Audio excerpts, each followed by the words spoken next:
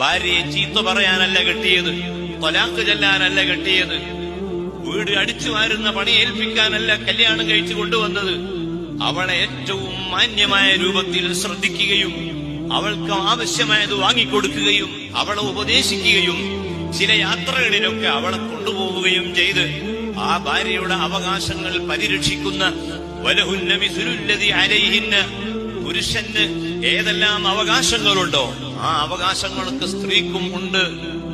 പുരുഷൻ വിളിച്ചാൽ സ്ത്രീ വരണം എന്ന് ഖുർആനിലുണ്ട് എങ്കിൽ, അതേ ഖുർആൻ തന്റെ ഹദീസിലുണ്ട് എങ്കിൽ ഖുർആൻ പറയുന്നു, സ്ത്രീ വിളിച്ചാൽ, ഭാര്യ വിളിച്ചാൽ പുരുഷനും പോകണം.